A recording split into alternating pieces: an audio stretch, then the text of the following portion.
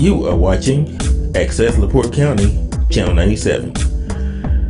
Coming up next is the December 5th, 2023 meeting of LaPorte County Parks and Recreation Board.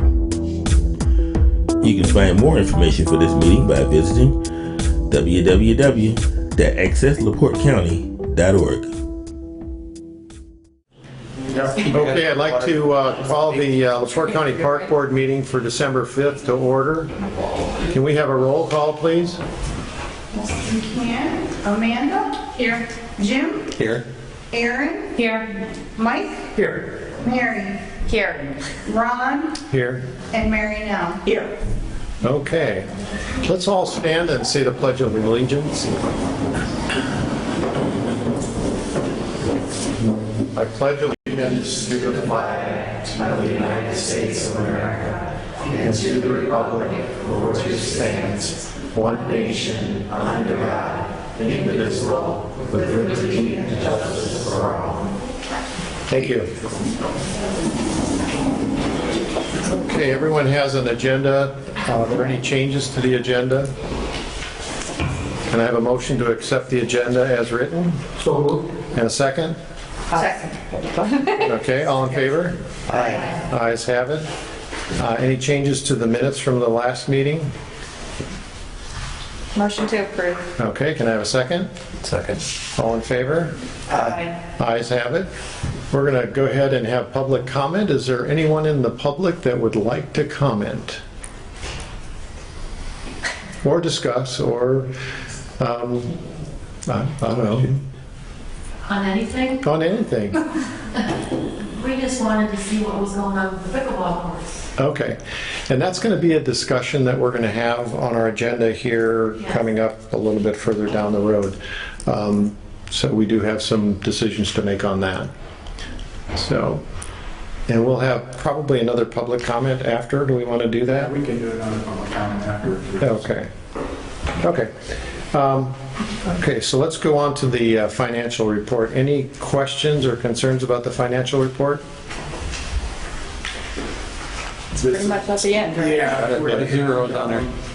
we might have a few more purchases that go in, but our final deadline is already passed, but if a bill comes in late, they usually work with us and let us go ahead and get that in. But the auditor's office has to get everything for year's end and all of that. So as you can see, though, we've been down just about everything.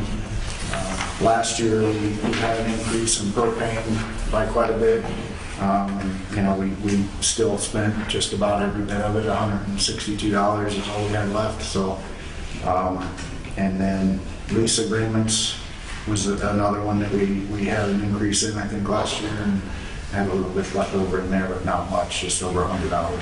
So everything else is pretty well spent. Yeah, and that 60 cents left in electric, I hope that gets us to the end of the year. End of the meeting, yeah. Lights will be off. You know, I've got lights on my camera if you need, my phone rather, so. Okay, can I have a motion to approve the financial report? So moved. And a second? A second. All in favor? Aye. Ayes have it. Jeremy, can you do the superintendent's report? Yeah, so park website update, if you haven't been on the new website, it's much more eye-appealing. It's much more, and there's a lot more we can do with it. We can put our programs on there quickly and, make it accessible for people to look into. We also can get people can ask to get on the newsletter easier. We don't have to manually put that in. It's there's just all kinds of things we're able to do on there. Much easier to change anything, pictures, all of it. So I think it was money well spent, and we're already seeing a lot of people use it, and we're getting comments. They can comment to us or send us emails through there as well, which was not the case before. They just click on the thing that says contact. Easily they can tell us, hey, there's a problem at this park, or ask a question or anything like that. So it's worked out real nice. And Sarah Purpose, who did that on the report, and they're super good to work with. We if we have an issue, or we're having little growing pains with it still, we can call them and they just talk us through it, or, oh yeah, we'll make that change ourselves, and it's not like they're trying to charge us for every time we talk to them. So, Okay. real good. And it's been a great improvement for us. Bloom project update, that's still moving forward, but it's just slow with regulatory agencies. We had a meeting with all the regulatory agencies out there, and they're supposed to come back with their concerns or questions to the DNR about the project, and then DNR will answer those, and then after that, the green light's supposed to be given to where they can move forward with land acquisition and all of that stuff, which again, this is the project where the DNR would purchase the land, do the improvements, and it would become our property after that. So just around 40 acres. So it's just with all of the agencies that have to be involved, you can imagine how it just takes a long time for anything like that to really get going. Once the approvals are done, we should see some movement. Pioneer Days on page 9 in the packet. You can see kind of the financial, you can see how many visitors were there, and then the financials of it all. So we had 2,600 individuals, which isn't our biggest year by any means, but it's also not our slowest year by far. So it's kind of a medium in the middle there. There's the revenue brought in and all of that kind of stuff. So lots of good compliments, lots of good, a lot of families having a good time, and still feel like it's an affordable way for a family to come and you know, partake in what they want to partake in, and we don't charge really much for anything that we do there. So great program, and it was, of course, April's first year, April and Kara's first year for putting that on, and I think they did a good job. Nature Nikki showed up that game and was there for much of the first day, and I think she was missing it, but not missing it. So, but yeah, it was good to have her and see her there. And financially successful. Yeah, and we usually are on that, but you know, there's years where both days rain or it's 95 degrees and the people just don't come, you know. But so there's years we make quite a bit of money, and there's years where we don't make, or we actually lose money by the time we pay like for the wagon rides and some of the other things. So, but yeah, it turned out good. Maintenance and construction report, pre-grid restroom update. We're hoping that, you know, this year it was tough. We were hoping to have it done actually back in the end of September, but we had quite a few seasonals leave. So our full-time people were filling in, doing just the general things at the park. So it was pulling them away from that project. It should be done. Actually, Kathy and I went over and looked at it today, and Don's thinking 90-some% of the work's going to be done this week, and probably before the end of the year we'll be able to actually open it up for the public. Which weird time to open the restroom. It is what it is, and we're, you know, it'll be ready for next spring, and all the kinks will be worked out, and everything will be good to go. So. Will it be open to the winter? Yeah. It's just like the one at Bloom. It's got we put mini splits in it, which are a really efficient way of heating, and we can keep it down. It doesn't have to be 70 degrees in there. Right. Just warm enough to keep things from freezing. Right. And I think the public really appreciates that. You know, Yes. having a nice restroom that they can use on winter, because we're seeing more and more people come in the winter with plow trails. You know, and they obviously still need to use the facilities. So. I think this is something that's making our winter visitation really shine and bloom. And Blue Ivory obviously has a restroom in the nature, you know, on the outside of the nature center where people can use. So it's just I mean, I don't want to say it's an expectation people are getting, but I think that's something that is going to make our visitation just keep going up when there's nice winter days and things like that, when they know they can pop inside and warm up for a minute if it's cold.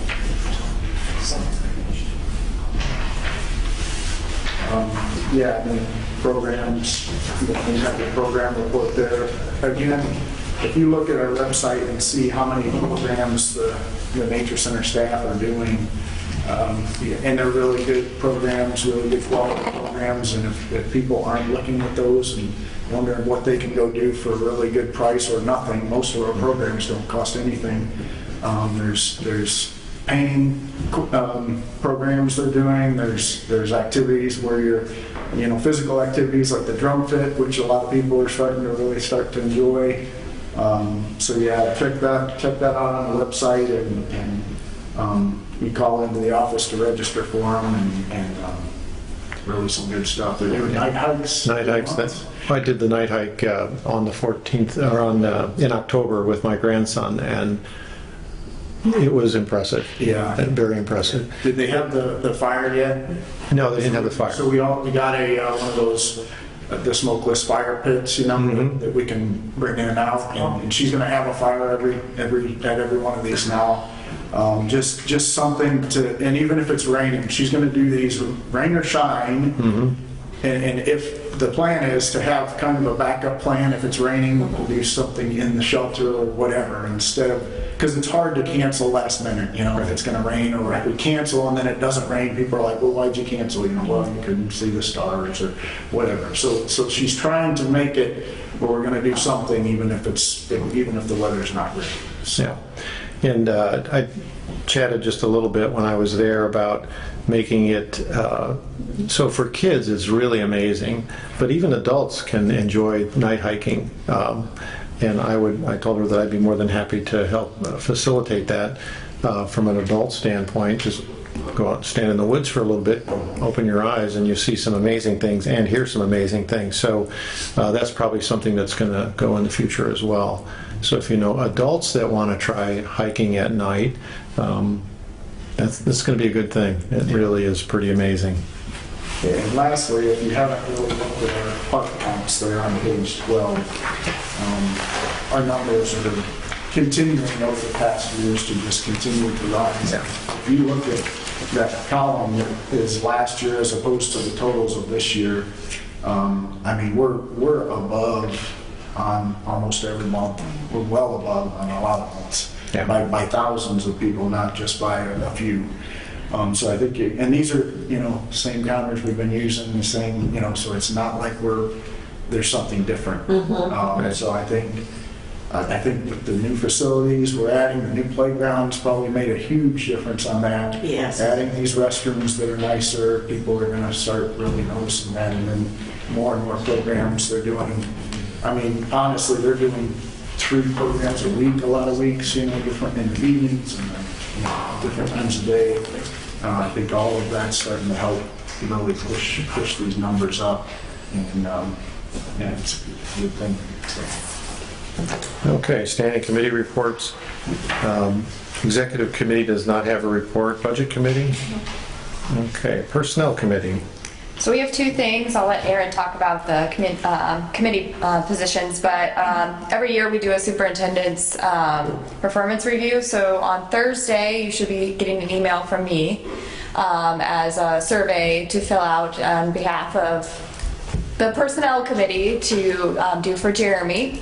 And we'll be sending that to staff so they can also give their anonymous confidential survey or review of Jeremy. So, and hopefully you can complete that within 2 weeks so no one remembers it, has to remember it during the holiday season. So. Very good. For committee positions then, I did put out an email that stated right now we have Ron and Jim as our executive committee. Seeing as no one else wanted to step forward, Ron and Jim are willing to maintain their current positions if anyone else wants to step And we are up. grateful. Need a motion on that or anything, or we're good to As go? well, yeah. Okay, can I have a motion to retain the current positions for committees as is? So moved. And a second? Second. All in favor? Aye. Ayes have it. Okay. And as we go here, you'll find out who's involved in the different committees. I got one more thing I would add to that, and I don't know if you wanted to say it or me, but Erin has let us know that she was gonna step down from the board, so it's gonna she's been on, I looked it up, she's been on since 2006. Oh, so- my. But that's Yeah, okay. about 18 years. Been here for a long time, twice as long as I've been here. She's always been a good board member and active, and brings kids to the programs, brings her kids to the playgrounds, uses our parks. So she loves our parks, and it shows, and we appreciate her time. She's agreed to kind of stay on the board until somebody else is appointed. That's nice, thank you. So the way that works is it's an appointment by Judge Alvizos. This position is, each position is appointed by different agencies or different departments or whatever in the county, some by the council, some by the commission. Mary is from the Purdue Extension Office. That's a permanent position permanent. from their extension office. So that's just explaining how that works. But we'll miss Erin. Yes. She doesn't disappear from. I our won't parks. disappear. I love my parks. I do. Yeah. I want to give you the best possible, I don't know, give somebody who give you 100%, and I just feel like I don't know, maybe not, I don't know. Time in your life. It was a hard decision to make. I don't know. I went back and forth a lot with it, and I just think that if it's up again, we'll just. And if it's meant to, if no one is having trouble finding somebody and you have to keep me, then I'll stay then too. But I'm for whatever. I'm for whatever. Thank you. Thank you very much. Yes, thank you. Okay. Big on the spot, I'm like. Okay, property committee, Mike and Mary.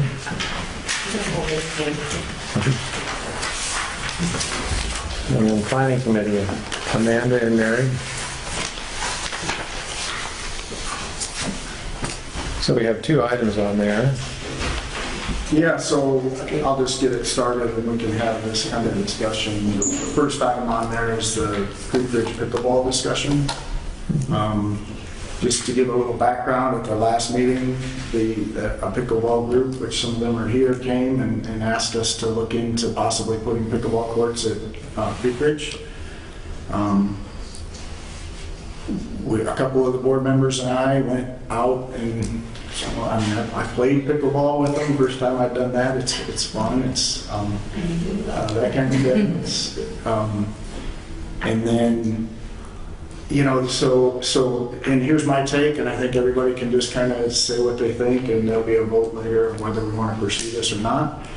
For quite a while, I was like, I don't see why this would be a problem, but then we had Pioneer Days, and I saw that the entire area that these pickleball courts would go was completely covered in parking and cars.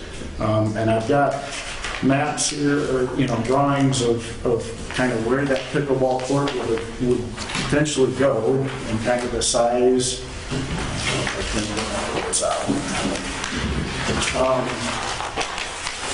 So my concern is that our parks, we don't have a lot of big events, right?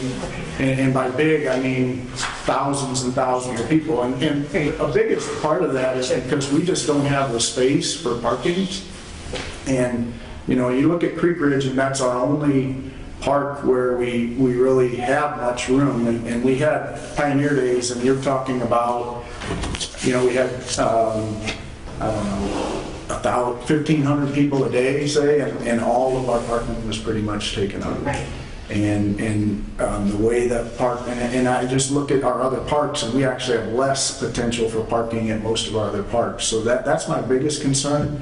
And as we were kind of looking into this, I actually received a call from B&W, and they're looking at putting in several pickleball courts. Westville, the town of Westville is looking at putting in, I think, at least one, which one is, from what I've heard, one is not really conducive to bigger groups playing pickleball. That would be just a couple of people coming out to play. But I think I just am concerned that if we were to do this and limit our parking even further, Pioneer Days would even be hard to host, let alone if we wanted to try to do more bigger events or try to do something even bigger than that. So anybody else have anything to say about that or concerns? Yeah, I have concerns with it too, and I think kind of the same path. It was somewhat new to me, and then I went out and watched the pickleball, which is very interesting. And it seems like obviously it's very popular. And I was open to this, but I do have concerns taking away that property, and then once that's paved over, that's really hard to then reclaim back again. And so I have some concerns. I guess my area of concern would be the longevity of the popularity. Is it a flash in the pan? Is it here today? Not so much tomorrow. And of course, none of us have that crystal ball. Right. Mm-hmm. Right. And if That concern, I think, I see it as being a longer term thing than a lot of these other things like racquetball, just because it's everybody at almost every age can play it. Racquetball, those kind of things. Racquetball came in big and then it went out, and there's other sports that have done that. I feel like this one's here for a long time, just because of the age class that anybody can play, and a person who's 60 can play against a person who's 15, and it's kind of almost a level playing field. I think it's a really cool thing, and for the longest time I was like, well, I think this is something we can do in our park, but then like I said, my biggest concern is here. Yeah, it'll impact, it definitely will impact Pioneer Days, and if we have other events that are that big. I mean, if you look at the numbers, the funds from the Pioneer Days goes into our non-reverting fund. Well, the last couple of months we've had to pay our electric through that because our budget was not sufficient to be able to cover that. So without those funds there, we're kind of walking on thin ice, so to speak. So to put in a pickleball court, and yeah, I agree with you, I think it's going to be longer term than just a flash in the pan. But it still will impact the revenues for the park at that point. So, And I estimate that the way they would have to be laid out, we would be giving up about 25, 30 parking spots. And that's not even including like how it kind of interrupts the traffic flow in that little area there. Hold on, so just so I understand, are we talking about this white part that you have what's all mapped out would be where things would be? So for Pioneer Days, people park in the grass? Oh, yeah. Oh, yeah. That whole area is covered in cars, yeah. and not to mention that the horse wagon rides stage in that area as well. And so it would be a challenge for them to stage their Well, this area, that area, the horses are more over on it'd be Towards the right? side, yeah, towards the right. But this whole area it's overflow parking. I mean, the parking lot fills up at Pioneer Days within an hour and a half, probably. I mean, there's 112, I think, parking spots in the parking lot. We start parking them along the main road going back to that parking lot. We park cars in the grass there, and then we park all along where that white area is. That whole area fills up completely with cars. And that was this year where we had about 2,600 people, and we've had years where we had almost 4,000. So I mean, there's really, I thought, well, could we bring them out and park them in the dog park? Could we do that? I don't think that's a good idea if we have ruts, if we have things like that. Plus, you're crossing where the horses go. It's going to cause a whole other issue Right. in that dog park. Yeah. And it's a whole other set of These people that are things I was thinking about, like, is there Right. anywhere else we could park these cars if we put these pickleball courts in? And I just don't see a good flow there of how we could do it, without crossing our paved paths, which extra weight on those paved paths weren't really made for vehicles to be on. They're not like roads, you know, so the more you do that, the more you're gonna have trouble with that. So tell me, like, because I'm trying to understand pickleball court, but like on the event of Pioneer Days, right? It is only because the thing we use in my driveway for pickleball is one of those things you just put in the driveway, we pack it up, and it's like we just play in the driveway. Like, could people park on it to temporary for that day? Is it going to mess it all up? Like, tell me what that looks. Those are questions that could be asked to somebody who, but now that it's gonna be fenced. It's gonna be, it's fenced. yeah, it's gonna have a fence around it. Okay. Because they don't wanna, you don't wanna have to chase the pickleball. You know, you're gonna wanna have a fence there. Then you'd have nets and things in the way. Even if we said, okay, we're gonna make it to where they can pull into that fence, you're gonna have some. So it's like the flexibility of being able to move and it. have nets in the way and poles, because these are permanent courts. These aren't gonna be something where we put a temporary net up.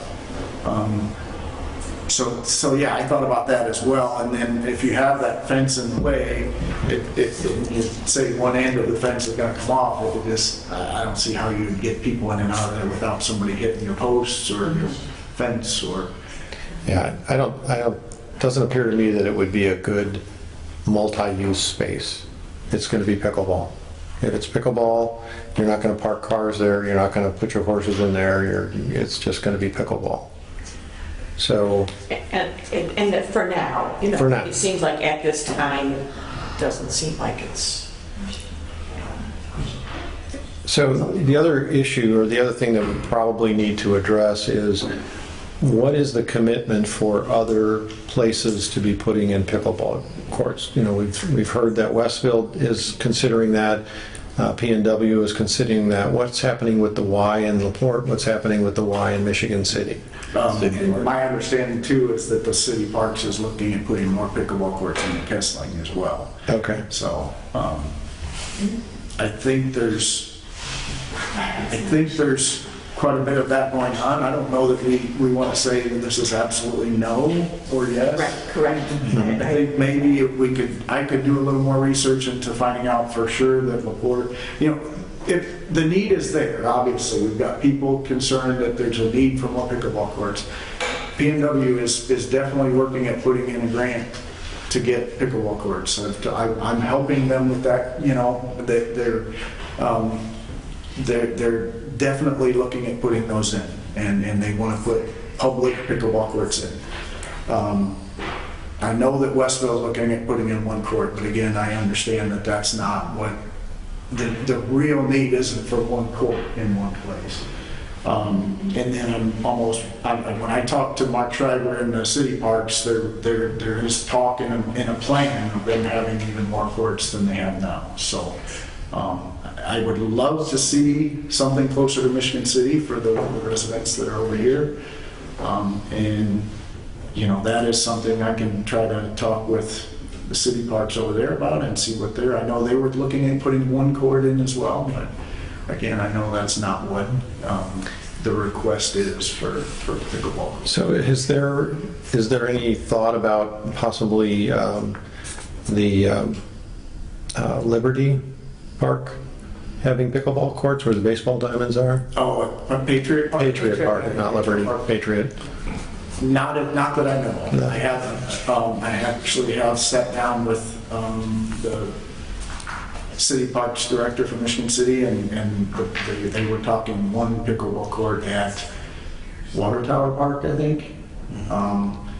Now, there's a new mayor in Michigan City in January, so it's possible that this could be, you know, totally different here in a few months or a year. Mm-hmm. But like I said, I don't. For the longest time, I was thinking we're going to be putting pickleball courts in, and I was okay with it. But then that day of the 2 days of Pioneer Days, I was just like, this is really going to limit our capacity in this park. Yeah. You know, or something like this. So. I would agree. Yes. Could I possibly address that issue? I'm a liaison to the Earl County, I'm a liaison to the park department, and I understand exactly the dilemma because I come out to Pioneer Days all the time. But as you just said, there's a new administration coming into Mission City. I would encourage your board to encourage the superintendent to try to get with the city administration after the 1st of January, because Patriot Park is just as suitable to these people as Street Ridge. And Patriot Park is so much bigger, they can either expand parking or they can move pickleball courts somewhere else. The group of pickleball players in Mission City, we're going to have an event next Thursday. We said we'd sign up Monday morning, and people were standing in line. We signed up 26 people, which is our maximum for the 6 courts, in 10 minutes. So we know the demand is that last year on January 2nd, we had 66 pickleball players come through. But they want to move out of the gym into the outdoors, and so they need basically the minimum of 4 courts. I mean, 1 court here, 1 court there doesn't do any good, because then they're all driving around. So I would just hope, that, and I would be pleased to work in any way I can. I know I can do very well. Any way that I can to bring you together, because what I think happens is when the city and the county collaborate, there's more funds from downstate, because they love the collaboration. So this group, I'm sure, agrees with me. None of us care where the parks, where the pickleball courts get built, as long as they're close to Mission City. We're 99% sure Keston's going to add 4 more parks, or 4 more courts. That would then give them 8 permanent and 12 portable. They can host a tournament. Big time tournament. They'd have people coming from Chicago and Ypsilanti, Michigan, and whatever to play in a tournament if you've got 12 courts on one side in a park setting. So, LaPorte, that's not the problem. It's Mission City. They didn't have a single outdoor playable court. These people go to Long Beach, they go to Michigan Shores, they go to New Buffalo, they go to Kessler. And so that's what we're looking at. I trust Jeremy's judgment to get with Michigan City's administration after the first year, if you guys can give me that direction, because they don't care where the courts are at. I can tell you right now, they don't care less if there's 1 court at West Side. That's irrelevant to them, because they're not going in. Right. No. The court, everyone lives in West Side. Yeah, 2 of them are almost there. But that doesn't, they want 10 or 12 people all at one spot on a bad day and 25 or 30 people on a good day, all playing and circulating. That's what we'll have. Yeah. Okay, so that would be my only suggestion. I don't think anybody here expected we were going to be playing on these courts this summer or even next spring. You know, it'd be a long process. And this is like a bump in the road. I would hope that you, and Jeremy, you agree, collaboration brings in more federal funds and more state funds. Yeah. I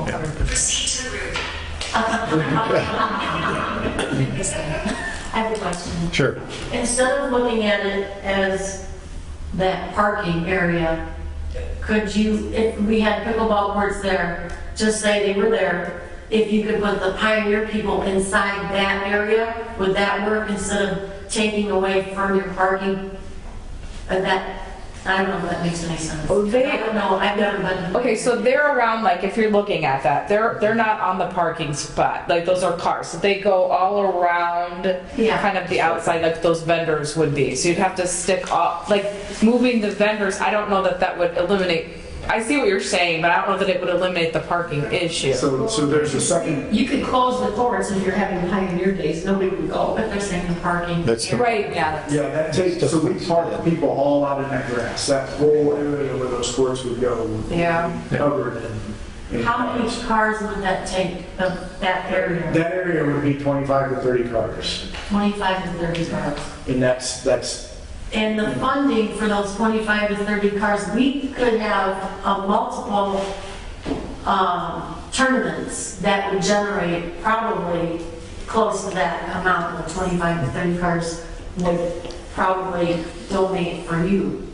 Do you know what I mean? Like we could have a St. Patrick's Day, we could have a Valentine's one, you know, during the nice weather. Yeah. Is 4 courts enough for tournaments like that? I mean, is that? Not really. I thought you said 6. 6. Yeah. 6. You couldn't get a 6 in. Oh, yeah. 6. So that's, yeah, that's our dilemma on it and with Pioneer Days, we can't really control or say, okay, you got enough cars, everybody, bye-bye, you know. So if we lose that parking, and we can't really limit how many people are coming to Pioneer Days. 1 year it might be 4,000, 1 year it might be 5, 1 year it might be 1,500, depending on weather. so when they're coming in, if we don't have anywhere else to put them, we're you know, and that's my biggest concern. And I've been asked by commissioners, I've been asked by people, why don't we do any big events like they do at Central County, like the Maple Syrup Festival or something, you know? And we don't have the space. And if we take it up, and I hate it because I would love, I thought pickleball was really fun. I mean, but when I look at it and what it limits our potential for bigger events, even if we decide to try another bigger event of a different type, it just limits us as to what our capacity is in that park. And we're already parking in the grass. So that's, again, my opinion, but it just concerns me when we limit ourselves to that. Patriot Park has some of the same amenities that you have in that it's away from housing, large area, you can put pine trees around it, cut the noise down a little bit even, and everyone loves stretch stops coming out here, you know that now. They're going to have noise all the time anyway. Yeah. So I don't think there's a big difference between Creek Ridge and Patriot Park. It's just a question that it's city-owned. It's in the county. It's not the city. It's in the county. So it's a great thing where you can collaborate with them and just say, and we work together on this. Yeah. And I totally agree that, and like I said, I'm working with B&W on their grant programs. I want you guys to have a place to play. I just am not sure that Creek Ridge is the best fit. And maybe we can find that fit. If B&W is going to do 3, and you say, hey, if the county funds 1 court, can we get 4 at B&W and call it a joint effort? Yeah, they may have the space for that. Yeah, to me that makes sense. Yeah. So they're just looking for a place to play outdoors. Okay, but understand, you don't want to play in this building, went outside in the summertime. Understood. So do we need a motion to continue, or just put that on the table as we're going to continue to investigate what's available and how we can help to facilitate that, whether it be somebody donates 40 acres to Creek Ridge or yeah. Right. So, yeah, I don't know that we need a motion on that. The discussion portion. Okay. So we can kind of, at the next one, we can table it, or we can, you know, however you guys want to handle that. Okay. Well, I think that's talk to Michigan City and see I think that where everything stands. Go ahead there. I think that'd be a good idea. And maybe bring up Patriot Park as a prime Yeah, and I mean, with target. new administration might be a totally different idea of it. Yeah. Okay. Okay. Let's go on to the, discuss a little bit about the Rolling Prairie property. Yeah, so as Commissioner Brzezinski at one of the recent meetings mentioned, there's a potential for a property development in Rolling Prairie, or near Rolling Prairie, at the old Highway Department base. There's 40 acres there. A couple of the board members went out there, Jim and Mary Nell. I'd just let you guys say what you thought about the property. And I will say that it's not a done deal. There's a lot of things that would have to fall into place for it to happen, namely getting council support, commissioner support, you know, funds, grants, all of that kind of thing. And then additional funding for the Parks Department to be able to keep operating. But I'll let you guys say what you... Well, we're in a Blue Sky Day. It was great that you arranged that. The fall colors are beautiful, and the bald eagle flew over, so I thought that was excellent blending. It's a very nice property. A lot of work would be needed, and especially in some parts. We certainly would have enough mulch to get the paths taken care of, because there's a cliff of mulch that seems currently dangerous. But if we could get that property for the county, I think that would be fantastic. It's in a good location, but I don't know if it's too far for maintenance. That's a whole other concern. But it looked like a property that had a lot of potential, and with that small access to water there that was somewhat contained for, you know, kayaking and canoeing and, you know, easy lessons for kids or of all ages, whatever. But then there's like a larger lake portion that's only partly within that property. So the smaller portion seemed like an ideal spot to have various kinds of activities. But to me, I encourage that kind of behavior. It was a good spot. It's a diamond in the rough. And Yes. It's rough. But as we're walking around, I was thinking, okay, what boxes does this check for, every year, or every now and then we do the plan, we ask the community, what are some things you want to see? Water sports, fishing, that's always near the top. It has that. It's on the east side of the county. You know how I feel about that. Yeah. Right. But that creates its own problems, like you said, about maintenance. Where are we gonna have maintenance, have another home out there, or are we gonna have to drive back and forth everything? It's a great piece of property. It could be a great addition to the park with a lot of work, but it does have a lot of barriers to it. And I don't know how much the county, what they would do, or the highway department, handing it over, like where they would end up with how they would leave it. Would the county highway department do some mitigation of the issues that are there? Is that a possibility? That's a possibility, I think. I mean, I think everything's probably on the table if the commissioners, council, everybody agrees that this would be a good park. Commissioner Haney looks like he's got something to add. Sure. So the highway department's going to have to kind of clean up after themselves out there and have to do some of that mitigation. So when we were first kind of tossing the idea of moving them out of there and really on the same piece of property where the new EMS space is and where their new home is now, they moved into this year. One of the things I looked at, I think I first talked to you about 2.5 years ago, about trying to get that property. So my thought would be is that from a county standpoint, we clear out, we get rid of everything there from the highway department now. If you guys can use that mulch pile, leave that there for whatever to distribute later. Kind of my thought, you guys would have your own timetables and stuff. I kind of look at it as if you can grab a piece of property now, even if you guys don't move on it or do anything with it, maybe other than do something like you have now at Seabrook Woods, whether you start to improve that 5, 10, 15 years, at least you're securing that property. And that's just going out there, the wildlife out there. I've seen bald eagles out there as well as I was working with the highway department out in that area. So getting it, holding on to it, and then when you're ready and the funds allow, then you can improve, however you want to stage out the improvements to that point. But, it is a diamond in the rough, and it's something that it would be sad to see. The county will always have an interest anyway in about 1/2 to 3/4 of an acre there where the radio tower is anyway, which is perfect for our considerations, so then we don't have to worry about somebody coming in and putting who knows what around it, because just whatever you're going to do, the radio tower will be there by itself and it'll be fine for the road. So if you guys have any other questions, please feel free to let me know. And if everything were to fall into place 10, 20 years from now, it could be a showpiece. It could really be a nice property.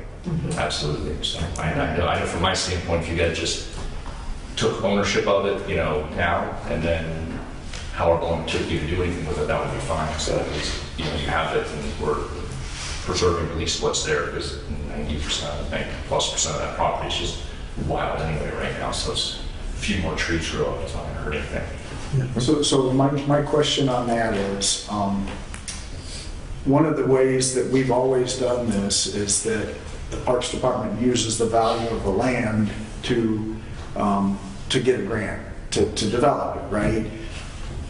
Usually, if we already own it, I don't think we can use that value.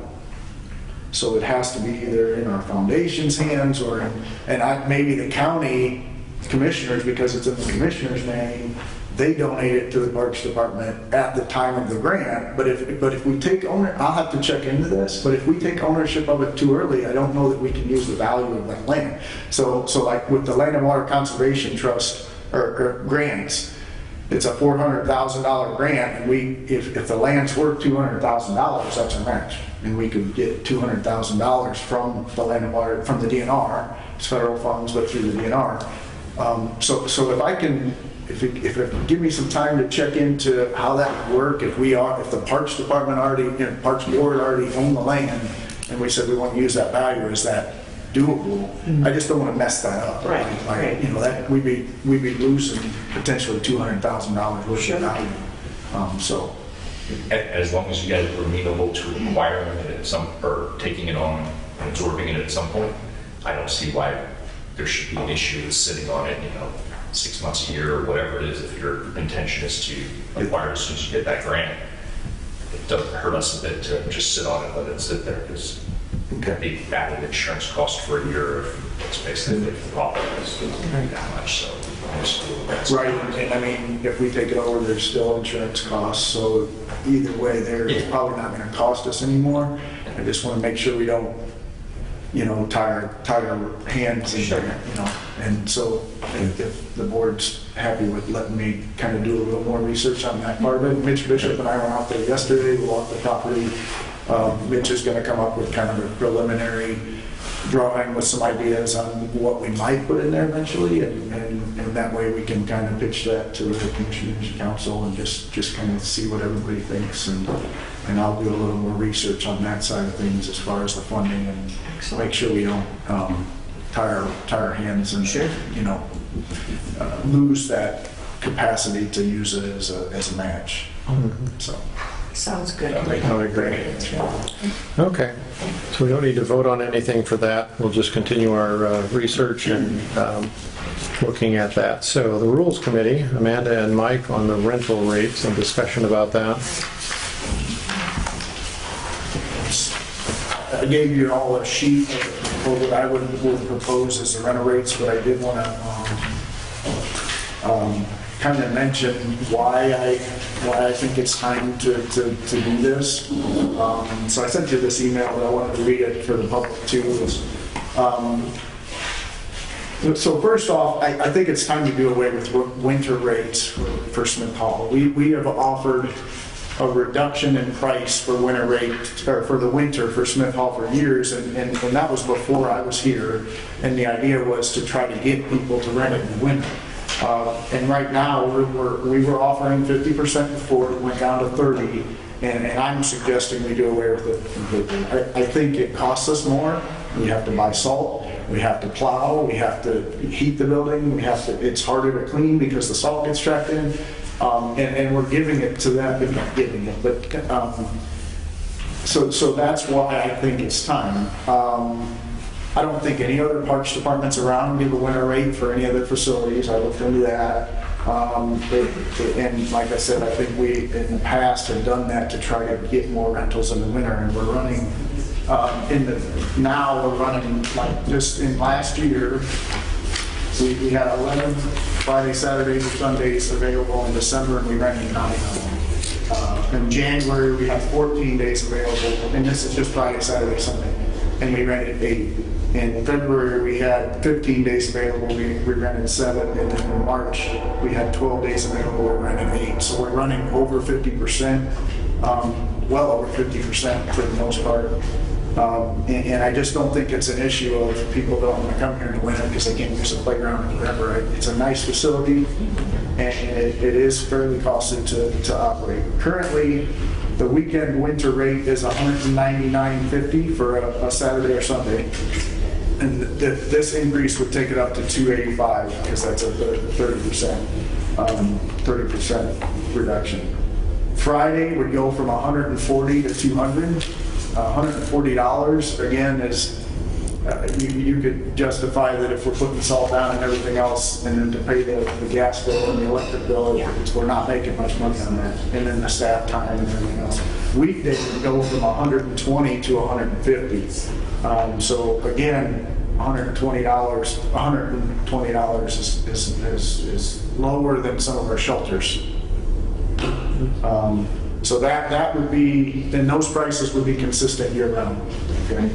The EEC building, currently it's $120 on weekday or weekends. So again, lower than some of our picnic shelters that don't have AC, don't have restrooms, don't have that kind of thing. And currently it's $120 on weekends, $80 on a Friday to rent that building and then $50 on weekdays. That's just, we're not making money on that at all. And Are you renting that pretty often, or? yeah, if you look at the one sheet, let's see what page that is. 7 and It's kind of 16. hard to read because we have it printed on a small sheet. Oh, it's okay. I don't want to make you stop. I just. Page 16, so we're renting at 66% of the Saturdays and Sundays throughout the season. We don't rent that one in the winter because it's just hard to plow and hard to jump up and winter. 66% of the weekend days, which is pretty good. It's not as good as Smith Hall, but it's also not as nice. So that would, if we were to raise it, I was saying we raise it from 120 on the weekend, Saturday, Sunday, to 200 per day. Friday would go from 80 to 150, and weekdays would go from 50 to 100, plus tax and then deposit. And then lastly, we finished Shag Bark Shelter in 2020, and if we had set the price at $100, but it seats more than like the Morgan Shelter and the Prairie Shelter, which are $100, or 110 for the Morgan and 100 for the Prairie Shelter, but it seats more than both of those. And the idea was we make it one of the cheaper ones, maybe it'll get rented more and people will start renting that one as well. Shag Bark seats about 120 people, but it's priced more in line with our shelters that seat about 80. So my suggestion on that one was to raise it from $100 to $120. That sounds appropriate. Yeah, I think that's right. So, any discussion about the rental rates? They seem appropriate to me as far as I agree. reasonable. I agree. I don't think we've raised them in quite a while. Yeah, the only thing we did was we went, I think a couple of years ago, we went from 50% winter rate on Smith To 30. 30. And that, was, even at 30, I think there's still times where I think we're probably not making much of it all. Not breaking even. So, and if you look at like Cummins Lodge and some of these other kind of similar places, I think this is a lot nicer than Cummins Lodge. They're actually higher than we are at the 285 price. So, because I think I put that comparison in there. But yeah, they're at $325. Yeah, I think these rates are very reasonable. I agree. Any other discussion? If hearing none, can I have a motion to accept the new rates as stated? So moved.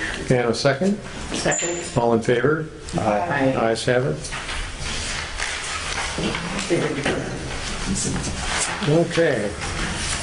Old business, I don't think we have any old business. Did anybody get a chance to, for new business, look at the board meeting dates and locations?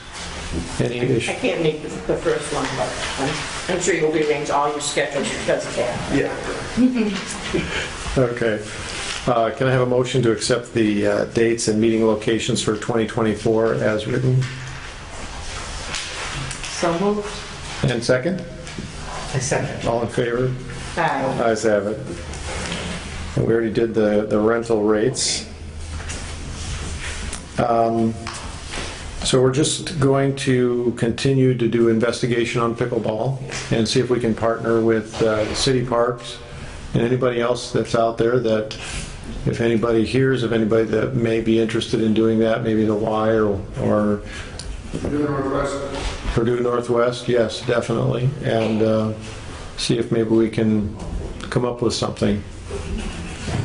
Okay, and the last of new business is we have a property on the Kankakee River that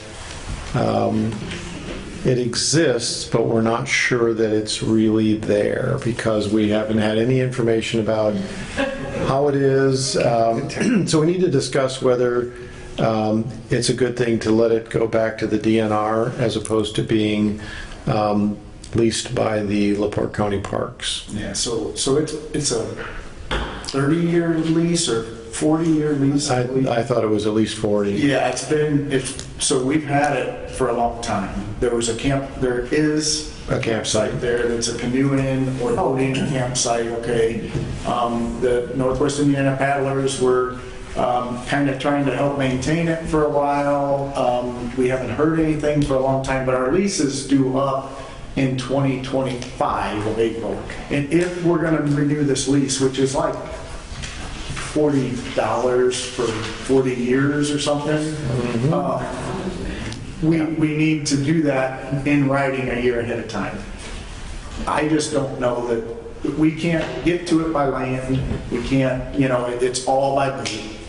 It's floodplain, so there's issues there. The only thing there is that campsite, and we don't get down there to maintain it. I'm just not sure this is something that we really... Yeah, we don't have the facility, the maintenance staff to be able to do that. We don't have the equipment to do that. It's just very, very difficult. And any unattended forest, as we all know, will consume whatever's there.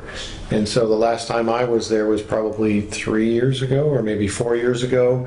You couldn't get up onto the steps or onto the platforms that were there because just the forest had taken over.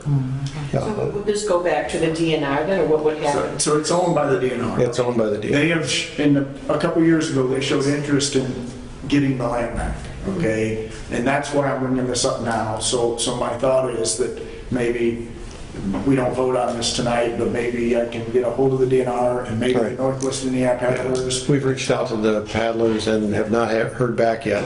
Yeah. So there needs to be a discussion if they want to partner with the DNR to maintain that campsite, or if they're just going to let the campsite go. Do we have any responsibilities as far as maintaining it or keeping insurance? So it is insured as because we have insurance for our parks, but the responsibility is that it's a campsite, and we would try to get down there. The understanding was that the Northwest Indiana Paddlers were going to keep it weed-eated and maintained, and to where it could be usable. I don't even know if that's happening. That is not, because it's Yeah. This was the place that they went, there was so many mosquitoes they couldn't even paddle. Was this the same place? Well, Right? Am I thinking of the same place? back in George Washington's day when they did bloodletting, it's the Kankakee. They were like, it was, Yeah. they were. Yeah, it's right on the Kankakee I think River. right on the same Kankakee place River. that, yeah. So in the summertime, It's rough. it's It maybe sounds inviting. Yeah, but if you're a paddler, you need some place to pull your canoe up or your kayak up if you're doing one of the water trails. And evidently you're prepared for that. You'll wear a mosquito netting, you'll have, take a bath in DEET, and you'll be fine. But for normal people that are out fishing, Right.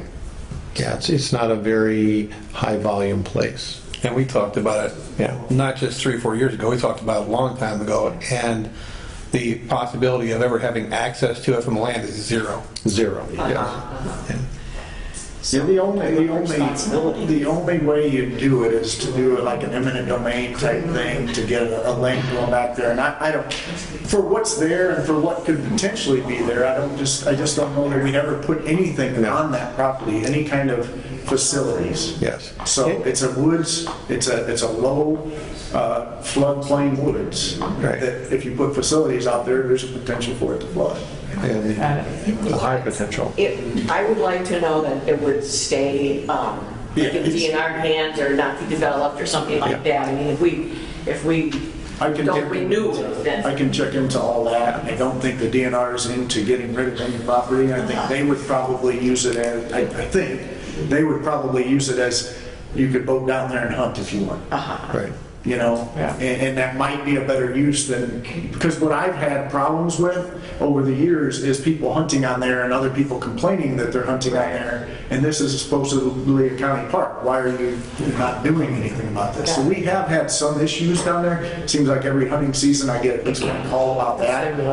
I get more calls about that than I do about where is it that I camp. So, Yeah. Okay. so I'll look into that with the DNR and with the paddlers. Okay. By the next meeting, we'll have a little bit more information. Very good. And hopefully we can connect those two and we'll just stay out of the loop. Okay, at this point, any public comment? What is that spot? So it won't be conducive to pickleball court.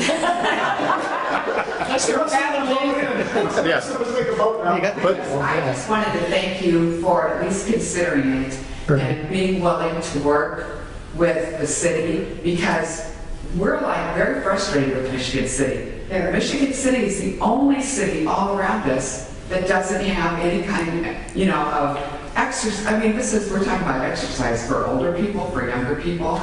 And it's like, we just can't seem to get anybody interested, where it's happening all around us, and Michigan City's like stuck in, I don't know where they're stuck.